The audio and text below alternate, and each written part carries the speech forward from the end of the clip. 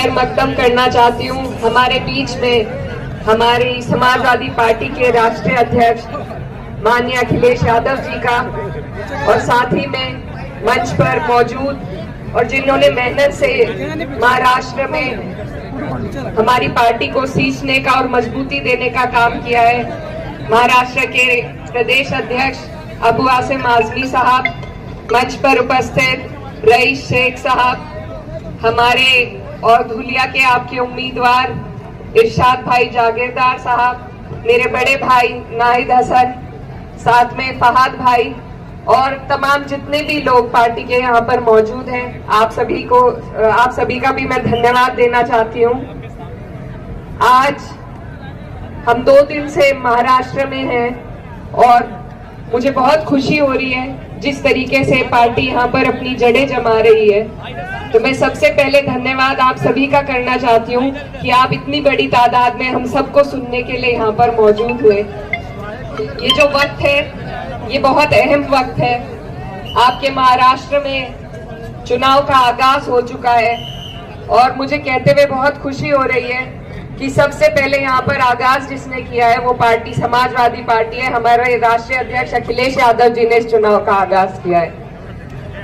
आप लोगों से हम आज न सिर्फ वोट की अपील के लिए आए हैं, बल्कि एक बहुत बड़ी जिम्मेदारी आप लोगों के हम सबके कंधे पर है।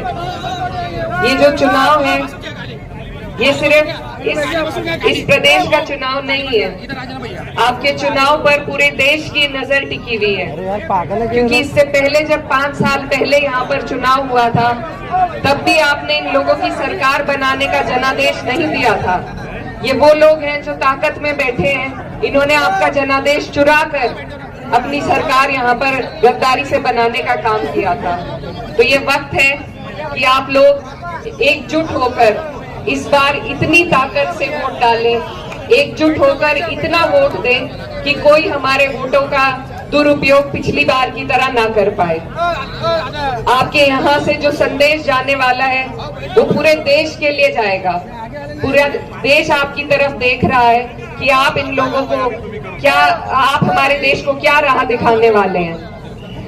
हमारे बीच में ऐसे लोग राजनीति में उतर आए हैं जिनके पास विकास का कोई एजेंडा नहीं है, सिर्फ सांप्रदायिकता फैलाकर आपको और हमें बांटने का काम किया जाता है ताकि हम अपने अहम मुद्दों से, विकास के अहम मुद्दों से हमारा ध्यान भटकाकर हम आपस में लड़े और ये लोग कुर्सी पर सत्ता नशीन हो जाएं। तो ये मौका है आपके हमारे पास कि हमें सबसे पहले अपने जो मुद्दे हैं उनको ध्यान रखना है। हमारे बच्चों की बेहतर शिक्षा हो, उन्हें बेहतर रोजगार मिल सके, आपको चलने के लिए बेहतर सड़कें, बिजली, पानी, सब चीजों की व्यवस्था मिल सके। इन्हीं मुद्दों पर आपको वोट देना है। और मैं ये कहना चाहती हूँ कि समाजवादी पार्टी जब जब सत्ता में आई हमेशा फ्री शिक्षा, फ्री सिंचाई और फ्री इलाज की बात की है। तो आप लोगों के लिए भी ये सुनहरा मौका है। पार्टी यहाँ पर मजबूती से चुनाव लड़ना चाह रही है और ये वही पार्टी है जिसने हमेशा पूरे समाज को साथ लेकर चलने का काम किया। कभी सांप्रदायिकता का कोई इल्जाम हमारे ऊपर नहीं उठा सकता। हमारे राष्ट्रीय अध्यक्ष जी ने लोकसभा के चुनाव में जिस तरीके से पीडीए का आह्वान किया, एक नारा ऐसा दिया कि दिल्ली की जड़ें हिलाने का काम हुआ। तो आज मुझे आप सबसे ये उम्मीद है, महाराष्ट्र में हमारी पार्टी के जो ऊर्जावान कार्यकर्ता हैं, मुझे उम्मीद है कि यहाँ पर भी आप उस मुहिम को आगे ले जाकर चलेंगे, पीडीए के नारे को मजबूती देंगे और जितने भी गरीब, शोषित, वंचित लोग हैं, हम सबकी आवाज बनने का काम करेंगे। तो मेरी आप सबसे अपील है कि आपके पास एक बहुत अच्छा मौका है, एक बहुत अच्छे उम्मीदवार हैं जो बहुत शिक्षित हैं, कर्मठ हैं, आपके लिए ईमानदारी के साथ बहुत कुछ करना चाहते हैं। तो जरूरत है हमें कि हम सारे भेदभाव और इन चीजों से अलग हटकर ऐसे लोगों का साथ दें, उनकी हिम्मत बढ़ाएं, उनका हौसला बढ़ाएं। क्योंकि अगर हम इन मौकों से चूक गए तो फिर ऐसे ही कमीशन खोर लोग हमारे ऊपर राज करने का काम करेंगे।